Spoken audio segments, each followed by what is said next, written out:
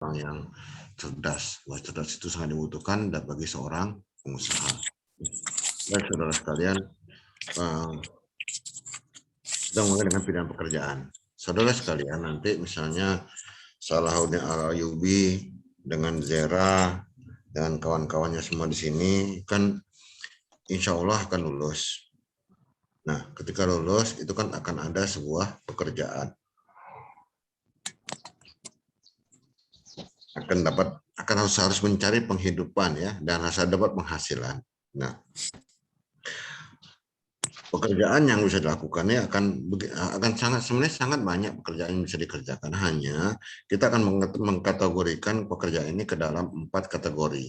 Dan kategori ini saya kutip dari bukunya Robert Kiyosaki dengan judul Cash Flow Quadrant. Cash Flow Quadrant ya, itu kelompoknya Richard for Dead, dan ini buku kedua setelah Richard for Dead itu namanya Cash Flow Quadrant. Nah, untuk jelasnya nanti akan saudara bisa melihat ininya sendiri ya, nanti bukunya sendiri. Silakan nanti dicek kira-kira kalau kalian serius ya silahkan nanti kalian bisa lihat bukunya ya. Oke, saudara sekalian, pilihan pekerjaan yang pertama adalah menjadi pegawai ya. Saya mau minta tolong saudara Ilham Meldi, ada? Assalamualaikum Ilham. Ada Ilham? Enggak ada ya. Jimmy Samudra ada? Assalamualaikum Jimmy. Enggak ada juga. Ini kelas paling banyak ya, 33 orang ya.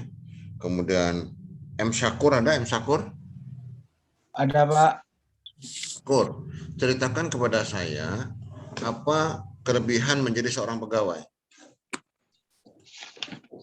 Ya, apa kelebihannya?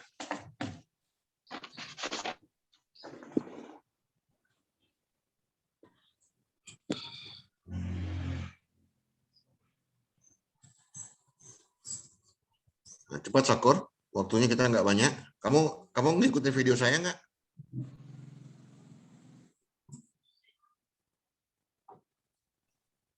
Halo Syakur.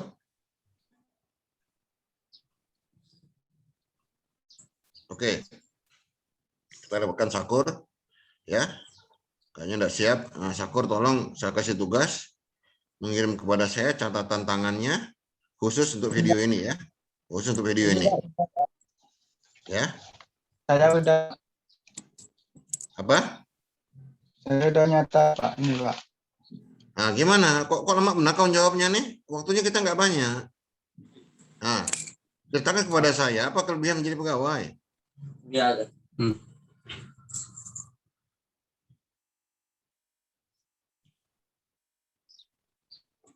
Ya udahlah, lama benar saya nunggu kamu nih, ya. Nah, kamu kamu foto catatan kamu yang lengkap, langsung video ini kirim ke saya ya, ke Japri, ya. Nah, kemudian saya minta Mariana, ada Mariana?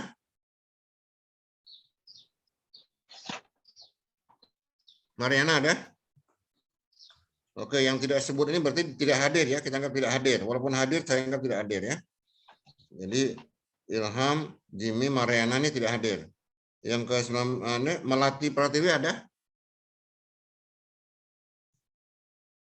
Melati Pratiwi?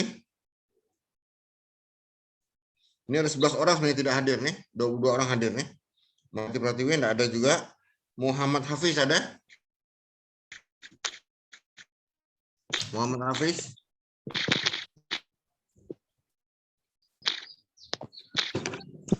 Ada Muhammad Hafiz?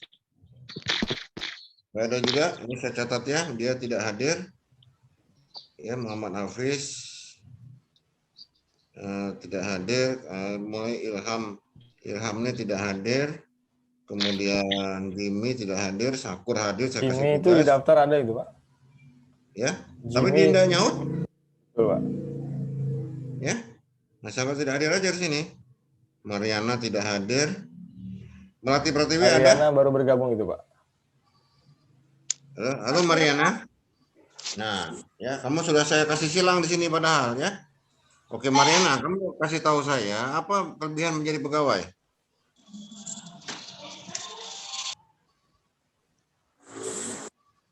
Ya Pak, apa Ya. Pak?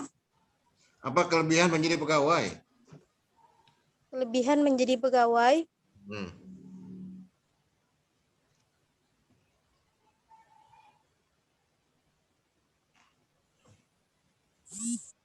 Kamu ngikutin video saya enggak? Ngikutin Kalau Pak, enggak bilang. masih cari kata-katanya Pak.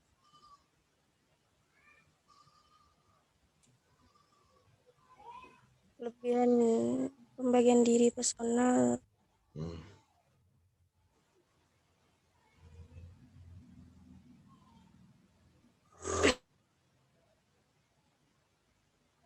Ada enggak caranya?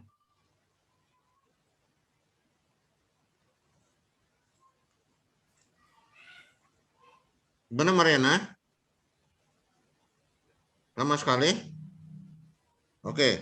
Mariana saya kasih tugas buat catatan lengkap tentang khusus untuk video ini dan kirim ke Wapri saya ya, ke WA pribadi saya. Oke. Jadi kelebihan seorang pegawai adalah dia aman karena dapat gaji tetap, ada asuransi kesehatan dan segala macamnya, ada pensiunnya dan juga ada pekerjaan-pekerjaan yang jelas gitu ya. Nah, dan untuk mungkin di mata masyarakat lebih baik karena biasa orang bekerja itu kan pergi pagi pulang sore ya. Nah, walaupun ada juga yang tidak harus seperti itu gitu ya. Oke. Sedangkan saya minta saudara Melatih, ada Melatih? Kalau saya panggil 2 kali tidak nyaut, berarti saya anggap tidak ada. Ada saudara Melatih? Oke, tidak ada. Ya, Melatih tidak ada. Muhammad Hafiz ada?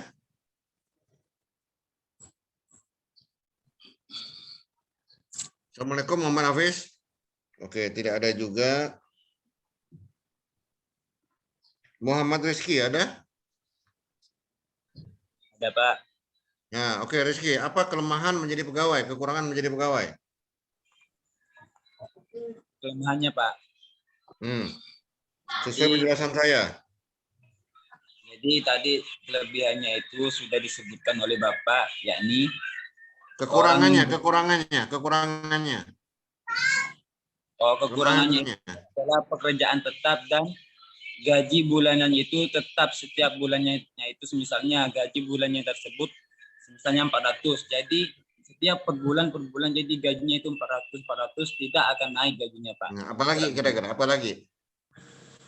Dan jaminan kesehatan dan untuk Itu mendapatkan kelebihan, itu kelebihannya. Saya minta kekurangannya, kelemahannya.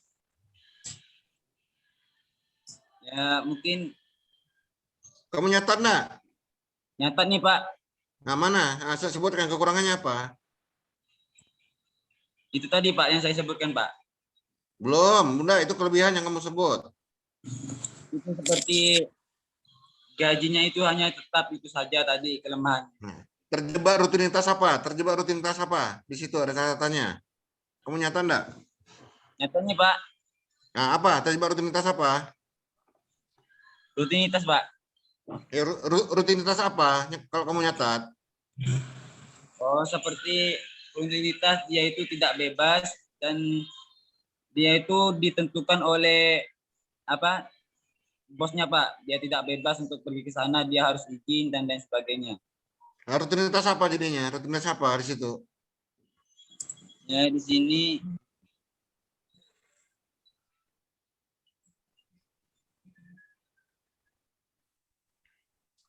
Enggak ada catatannya ya? mungkin kelewatan saya nyatat Pak.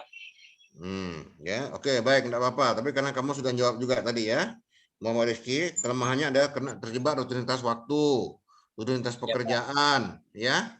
Itu dia rutinitas gaji, kamu udah nyebut juga tadi ya. Dan soal bawah perintah orang lain. Nah, sebentar Pak Iman ya, sebentar Pak Iman, ya.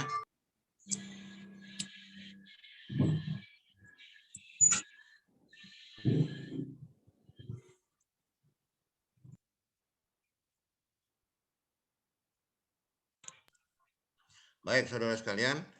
Untuk yang kedua adalah kerja mandiri ya. Kerja mandiri saya minta tolong saudara Najla Febriansa. Ada Najla? Contohnya kerja mandiri itu apa saja? Kerja mandiri. Dokter, pengacara. Ya, bagus. Oke, good. Ya, saya ngetes saja. Oke, terima kasih Najla. Jadi kerja mandiri itu kerja untuk kepentingan. Jadi kalau misalnya menjadi pegawai, kita kerja untuk orang lain. Kalau kerja mandiri itu kerja untuk diri sendiri ya, dokter, pegawai, dokter, pengacara, petani, misalnya nelayan dan segala macamnya. Tergantung pada kita pendapatan yang mau kita hasilkan. Ya, ini kerja mandiri. Memang kerja mandiri kalau kekurangannya adalah bahwa dia tidak ini. Misalnya fisik, kalau sakit maka kita tidak bisa kerja, nah gitu ya, atau ada masa pensiunnya gitu ya, kayak misalnya notaris itu kan ada masa pensiunnya, kalau tidak salah saya ya, nah, pengacara pun kalau tidak salah saya ada masa pensiunnya, ya, nah itu dia, ini kerja mandiri, ya, kemudian yang ketiga adalah menjadi pengusaha, nah menjadi pengusaha ini ya adalah sebuah pilihan. Kalau menjadi pegawai kita kerja sama orang lain, kerja mandiri kita untuk diri sendiri, menjadi pengusaha orang lain yang kerja pada kita. Nah inilah dia untuk sebagai kita untuk menjadi pengusaha. Nah kelebihannya adalah bahwa kita harus memang bisa mengatur waktu sendiri, mengatur penghasilan sendiri, pekerjaan sendiri tergantung kreativitas kita. Nah ini kadang-kadang menjadi hambatan, tidak ada keberanian. Nyalinya itu enggak ada untuk jadi pengusaha gitu loh, takut gitu loh. Oh nanti rugi, nanti ini itu susah benar. Dicari itu yang alasan yang menghambat, bukan alasan yang mendorong, ya. Nah ini dia. Bukan kalau menjadi pengusaha nih nanti saya bisa umroh, saya memberikan bapak dan ibu saya ini atau apalah seperti itu, ya. Oke. Yang keempat adalah menjadi investor.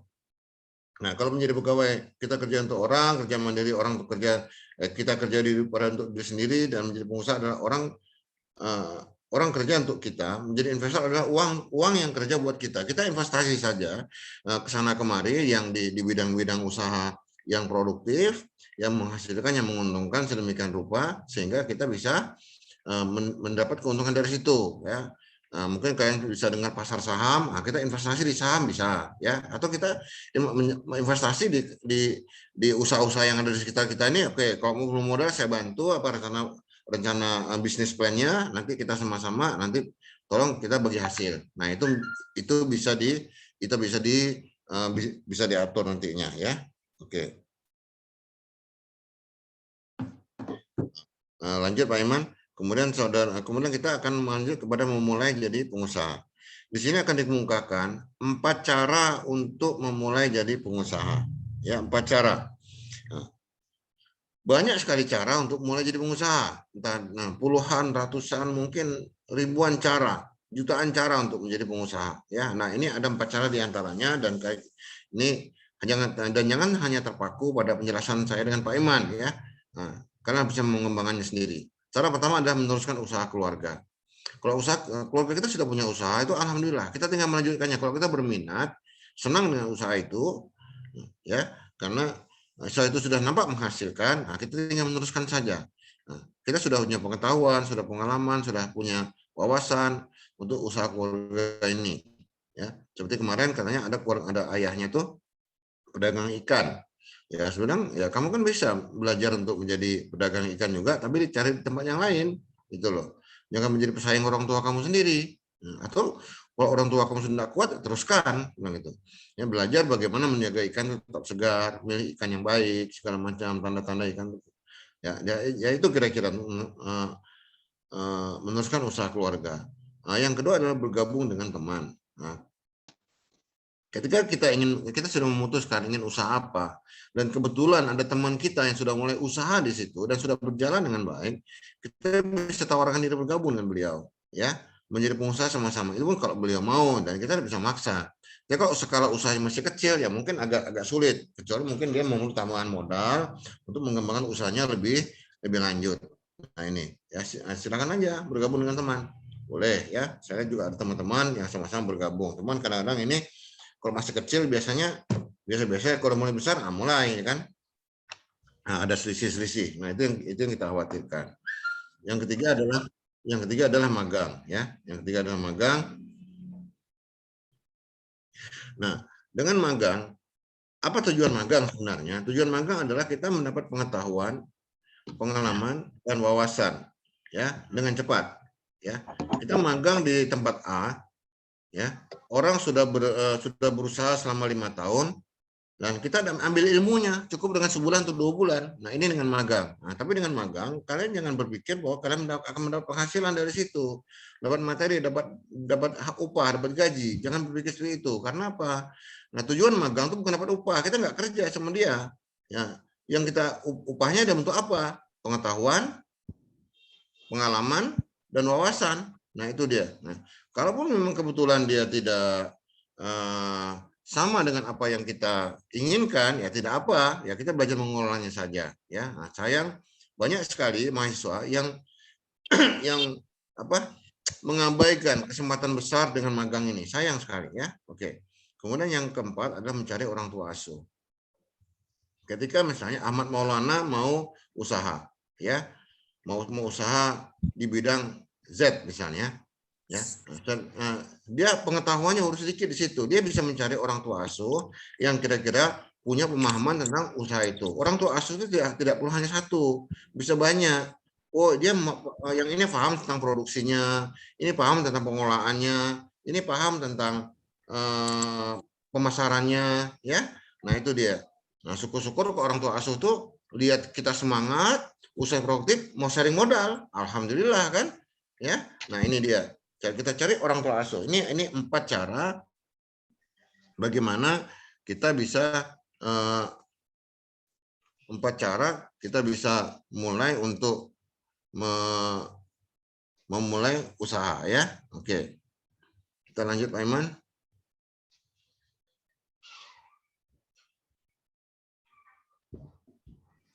Nah, memilih jenis usaha, ya. Untuk memilih jenis usaha, ya. Sebentar, ini kok menghilang dari anu saya nih, ya. Ya.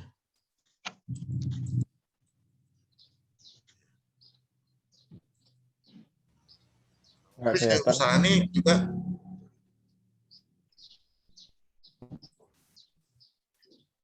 ini kok menghilang nih Pak Imannya. Slide-nya nggak terlihat ya Pak?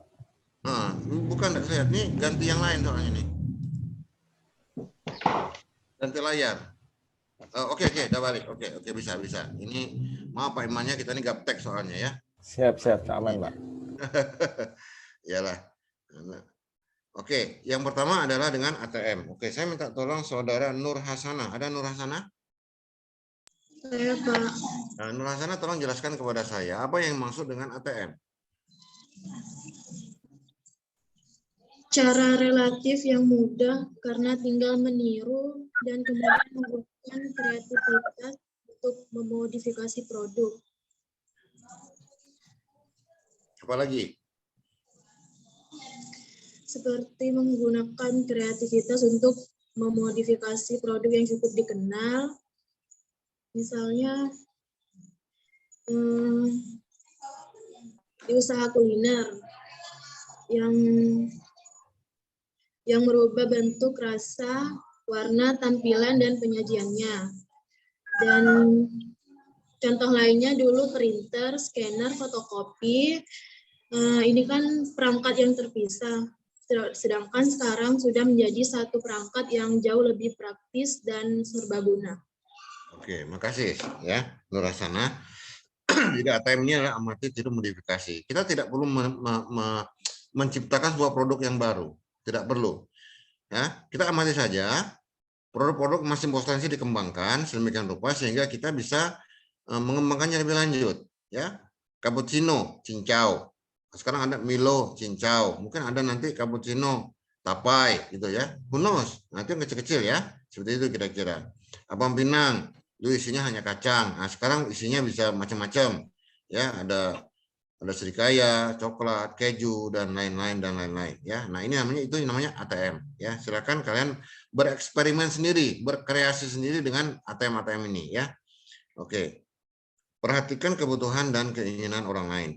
Saudara sekalian, banyak sekali kebutuhan-kebutuhan yang tidak sadar dari orang lain.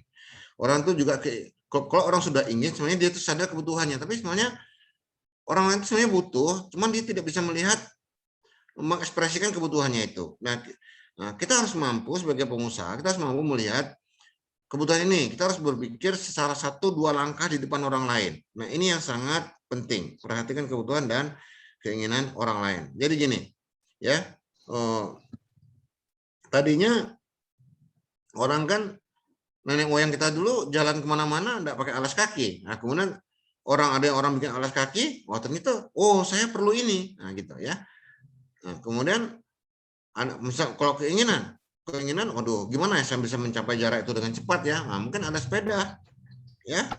Nah, seperti itulah kira-kira. Jadi bagaimana membuat hidup ini lebih nyaman, ya, lebih aman dan bisa menghasilkan lebih banyak, ya, waktu kita bisa lebih bernilai. Nah, ini perhatikan kebutuhan dan keinginan orang lain. Yang ketiga adalah cari solusi masalah, ya, cari solusi masalah. Coba dengarkan keluhan-keluhan orang lain. Oh, coba kayak gini ya, coba kalau ada kayak gitu ya. Nah, itu sebenarnya potensi. Coba kita menciptakan sebuah barang sedemikian rupa sehingga barang-barang ini kita bisa produksi, ya. Contoh, ketika hujan deras, orang mengeluh, aduh hujan ini kita tidak bisa kemana-mana ya, padahal saya mau pergi ke sana misalnya. Ya, maka orang yang mendengar ini, wah ini masalah nih, kita harus cari solusinya. Maka terciptalah yang namanya payung. Nah, dengan payung kita masih bisa beraktivitas. Wah, ternyata orang pakai sepeda atau pakai motor nggak bisa pakai payung. Maka orang menciptakan apa? Mantel. Nah itu yang maksud dengan solusi masalah. Yang keempat, perhatikan potensi sekitar. Mungkin Nur Vitasari. Assalamualaikum, Nur Vitasari, ada? Waalaikumsalam, Pak. Ya, Nur Vitasari, ceritakan tentang perhatikan potensi sekitar. Perhatikan potensi sekitar. Jelaskan dengan saya sekarang, Nur Vitasari. Kita harus melihat sekitar, ada potensi yang bisa dikembangkan. Jika banyak situs sejarah, kita bisa merancang dan menawarkan wisata sejarah ke sekolah-sekolah. Jika ada pemandangan alam yang indah, dengan bekerjasama dengan penduduk setempat untuk wisata alam, lengkap dengan program hiking dan menyediakan kuliner khas tempat serta akomodasi. Jika ada produk daerah yang unik, misalnya seperti tenun khas tradisional, maka kita bisa menawarkan program belajar menenun dengan alat tradisional. Oke, makasih Nur Vitasari. Ya, itulah deh kira-kira. Jadi gini, ya, kita untuk mampu melihat apakah ada potensi di sekitar kita, kita harus ya punya namanya sensitivitas. Ya. Tadinya itu hal yang biasa saja. Tapi dengan sensitivitas kita bisa melihat, wah ini sangat potensi bisa dikembangkan. Nah, potensi itu, langkah berikutnya menggunakan kreativitas. Setelah sensitivitas, kita menggunakan kreativitas. Ya, merubah potensi tersebut, merubah sensitivitas, merubah sesuatu yang yang biasa-biasa saja menjadi sebuah potensi. Nah, kemudian jembatan yang potensi menjadi usaha adalah kreativitas. Yang potensi itu coba kita kreasikan sedemikian rupa sehingga bisa menjadi sebuah unit usaha. Tadinya di tempat kalian mungkin ada sungai kecil yang berbatu-batu, yang cantik, yang bagus, biasa saja. Oh, tapi wah ini ternyata kalau kita bikin wisata alam bagus nih ya, Arung Jeram atau pemancingan udang, mungkin batu-batu itu banyak udangnya. Nah itu kan, wah di sana ada sebuah bukit. Ini kalau matahari terbenamnya cantik sekali di sana gitu. Nah coba kita jual di sana. Dan kita bisa menjual itu, berarti kita juga membantu kampung kita, ya. Orang bisa ikut jualan di situ atau bisa menyediakan namanya homestay dan segala macamnya, gitu loh ya. Ini perhatikan potensi sekitar. Ya, oke, ini ada 4 cara untuk milih jenis usaha. Sebenarnya banyak cara lain. Kalian jangan terkunci dengan 4 cara ini ya, tolong. Ya silakan gunakan cara-cara kalian sendiri. Ya, tidak harus dengan cara yang kami kemukakan di sini. Oke, nah kemudian kita lanjut kepada yang terakhir, ya. Cara menjadi cerdas, ya. Cara menjadi cerdas, ya. Oke, seorang pengusaha harus cerdas, walaupun kita biasa-biasa saja. kita harus berusaha untuk menjadi lebih cerdas. Dengan lebih cerdas kita bisa lebih sensitif, kita bisa lebih kreatif, bisa kita lebih bersemangat untuk menjadi seorang pengusaha. Nah, ini dia. Oke, saudara sekalian, sebagai contoh ya, yang pertama ini adalah ingat mati ya. Nah, Pak Iman, masih ada waktu kita, Pak Iman? Waalaikumsalam, Pak Iman. Masih Pak, masih 10 menit Pak. Oke, 10 menit. Oke. Ingat mati. Kalau kita ingat mati, di contoh saya adalah seorang namanya dewa teknologi namanya Steve Jobs. Ya, beliau meninggal pada usia 56 tahun. Ya, karya terbesarnya adalah perusahaan yang namanya Apple, perusahaan raksasa. Ya, nah, ketika beliau masih hidup, ditanya seorang wartawan, kenapa Anda begitu cerdas, begitu kreatif? Ya, karena saya ingat mati, saya pasti mati, maka saya harus memanfaatkan hidup saya dengan sebaik-baiknya. Setiap waktu dalam hidup saya dengan sebaik-baiknya. Nah, kalau kita ingat mati, maka kita insya Allah kita akan bisa menghasilkan hal-hal yang lebih baik. Ya, bukan hanya untuk diri kita, tapi juga untuk keluarga dan masyarakat kita. Ini ingat mati. Nah, kemudian olahraga ringan. Olahraga ringan ini akan memperbaiki koordinasi antara otak kita, saraf, otot dan anggota-anggota badan kita. Dengan semakin banyak koordinasi ini, maka apa yang kita pikirkan, apa yang kita pertimbangkan akan lebih cepat, akan lebih baik. Nah, itu dia. Ya, akan ada koordinasi-koordinasi yang baik di dalam tubuh kita sehingga kita bisa akan menjadi lebih cerdas. Nah, kemudian membangun persepsi cerdas. Nah, walaupun kita bukan orang yang cerdas, ya kayak saya dengan Pak Iman ini orangnya biasa-biasa saja, ya biasa-biasa saja, tapi kami berusaha. Nah, walaupun tidak mungkin tidak nampak cerdas, tapi ya mudah-mudahan bisa lebih baik, ya itu. Nah, coba kita membangun persepsi bahwa masyarakat meyakini kita adalah orang yang cerdas. Kalau kita tahu masyarakat meyakini kita orang yang cerdas, maka kita akan diperhitungkan, ya. Akan dipertimbangkan pendapat kita, ya. Jangan di masyarakat kita nih ada tidak menambah, tidak ada tidak mengurang. Berarti kita tidak punya arti di masyarakat kita ini gitu. Jangan seperti itu gitu. Ya, caranya gimana? Nah, kemarin ada musibah kita ya, ada musibah tenggelamnya KRI 402 Nenggala. Ya, semoga Allah mengampuni dosa-dosa para prajurit yang gugur dan menempatkan beliau di sisi mulia ya, dan masukkan mereka ke dalam surga ya. Amin ya. Oke. Nah, kalian cari tahulah tentang kapal selam. Ya, seberapa tahan tekanan air dari bawah ini, seberapa tahan kapal selam ini, perangkat kapal selam itu apa segala macam. sehingga kalian bisa, wah, ini ternyata ini orang yang cerdas. Ya, M. Sakur ini orang yang cerdas misalnya gitu ya. Dia tahu banyak tentang kapal selam. Padahal kita tahu dari internet. Ya. Nah, itu dia. Nah, tapi kita jangan monopoli omongan, jadi sok tahu. Jadi orang kan kesal juga sama kita gitu loh ya. Atau kita cari pengetahuan yang sedang ngehit, yang sedang ngetren. Ya, nah, kita cari pengetahuan itu. Jadi kita tidak ketinggalan dengan pengetahuan ya. Oke. Yang berikutnya adalah asah otak. Oke.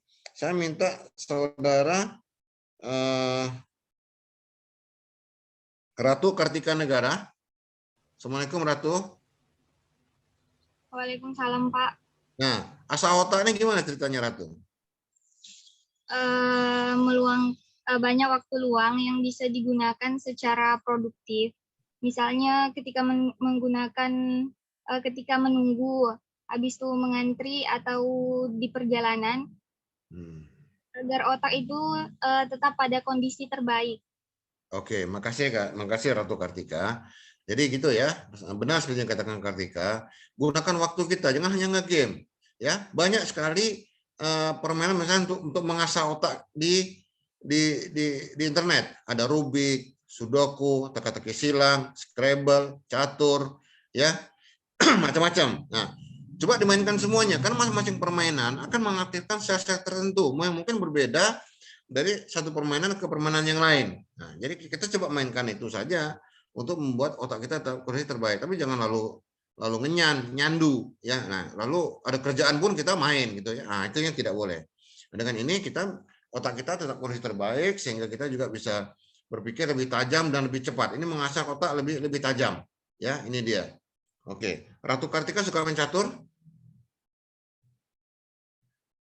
Enggak tahu saya, Pak. Aduh, sayang ya. Kalau enggak, kamu kenal nama Dewa Kipas enggak? Apa Pak? Kenal nggak dengan orang, tahu nggak dengan orang yang namanya Dewa Kipas? Nggak tahu. Oh, kamu nggak ngikutin ya, kemarin heboh ya, sampai YouTube tuh pertarungan catur itu ditonton oleh 1 juta orang, ya, luar biasa. Lawan Irene ya di YouTube-nya Deddy Corbuzier, ya. Nah, itu hebat ya ya. Nah, kemudian yang berikutnya adalah Asa Indra. Ya, Asa Indra ini adalah bagaimana meningkatkan kemampuan panca indera kita. Panca itu 5, katanya sih lebih 5. Ya, ada 7 atau 9 katanya. Tapi yang saya tahu dari kecil ada 5. Ya, indera penglihatan, pendengaran, penciuman, peraba, kemudian satu lagi pengecap. Ya, pengecap. Nah, untuk mengasah indera kita ini, penciuman misalnya, kita harus melatih penciuman kita untuk mampu mengenali berbagai macam aroma. Ya, nah, dengan kita mengenali ini, maka sel-sel otak kita yang mengendalikan indera penciuman akan semakin aktif. Begitu juga dengan indera pengecap, mengenal berbagai macam rasa, pendengaran, berbagai macam bunyi, ya. Kemudian juga peraba, berbagai macam bentuk, permukaan dan segala macamnya itu. Ada yang kasar, ada yang halus, ada yang bulat, ada yang peta, ya, atau segala macamnya. Jadi kita bisa lebih baik bagaimana permukaan kayu, bagaimana permukaan kain atau besi atau tanah, ya. Nah, itu otak kita akan semakin aktif. Nah, kemudian yang berikutnya adalah membaca. Saudara sekalian, perintah Allah yang pertama kepada Nabi Muhammad SAW adalah membaca. Bacalah, ya. Bukan sholatlah, bukan puasalah, bukan. Ya, kenapa? Ini persepsi pribadi saya yang insya Allah mudah-mudahan benar. Ya, ini pun dari Allah juga pengetahuan seperti ini, itu ya. Nah, jadi dengan membaca kita bisa sholat dengan baik, dengan benar. Dengan membaca kita bisa puasa dengan baik, dengan benar. Oh, ini loh yang boleh, ini yang tidak boleh, ini harus dikerjakan. Nah, ini yang dilarang dikerjakan. Nah, ini dengan membaca, ya. Nah, kemudian yang berikutnya adalah menulis. Dengan menulis kita akan dilatih menumpahkan, mengekspresikan apa yang ada dalam pikiran dan perasaan kita, pengalaman kita, pengetahuan kita, wawasan kita, kan bisa kita tuliskan. Hanya memang untuk bahan kita harus banyak baca, kita harus banyak dengar, bukan banyak ngomong. Ya, kita punya 2 telinga, 1 mulut. Ya, berarti kita harus banyak mendengar. Kecuali kalau kita punya 1 telinga, 2 mulut, ya. Oke, menulis ini. Nah, menulisnya dengan hal sederhana dulu. Contoh, buku harian. Ya, hari ini saya lihat panas. Rencana saya mau gini-gini, atau kamu mau bikin rencana hari ini, ya, rencana hari ini jam sekian ada kuliah, setelah itu saya mau mengerjakan tugas, setelah itu saya mau ini, bikin, tulis gitu loh, tulis, ya. Coba mulai sekarang ini kalian bekal 1 buku saku, catatan, buku kecil saku buat cerpen. Nah, kita ada ide tulis, Nah, dulu saya pernah bekerja dengan seseorang, dia begitu, bekalnya tuh, ya. Buku kecil itu selalu ada di mana-mana. Kalau dia pergi dibawanya, kalau dia sedang duduk dia di meja dia, kalau sedang tidur ada di atas kepalanya, ya, itu buku kecilnya itu, ya, seperti itu dia kira-kira, ya. Ini menulis. Nah, kemudian belajar hal baru. Nah, dengan belajar hal baru, sekali lagi seperti olahraga, seperti dengan membaca atau menulis atau asal otak atau akhirnya kita akan mengaktifkan berbagai sel-sel otak yang tadinya belum aktif atau tidak aktif sama sekali malah. Ya, karena apa? Kita terkunci pada hal yang kita sukai saja.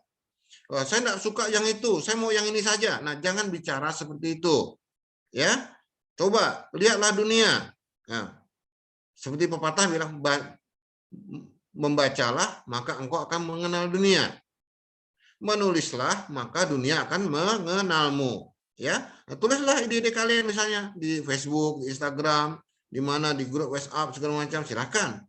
Ya, nah, belajar hal baru seperti itu juga sangat penting, ya. Nah, siapa tahu hal baru itu membuat kita lebih senang, lebih bersemangat, lebih hidup kita lebih nyaman. Belum belajarnya, waduh saya tidak suka itu, saya tidak mau itu, katanya. Ya, awalnya semua sulit, matematika sulit, bahasa Inggris sulit, semua sulit, ya. Nah, tapi cobalah kita coba belajar hal baru, ternyata dengan bahasa Inggris, contohnya Pak Iman bisa jadi instruktur. Dengan bahasa Inggris saya bisa dapat beasiswa ke Amerika, semua gratis, gitu loh, ya. Nah, seperti itu kira-kira. Kemudian gunakan intuisi. Nah, gunakan intuisi ini juga adalah bagian dari kecerdasan. Ya, intuisi ini penting bagi seorang pengusaha. Mana yang ini prospektif, mana yang potensi, apa yang harus dikerjakan, bagaimana menghadapi pesaing dan segala macamnya. Ini adalah menggunakan intuisi. Sederhananya gini, ketika kita lihat mendung, ya, nah, maka kita berpendapat, beranggapan bahwa ini adalah hujan, ini akan hujan. Itu ada intuisi, ya.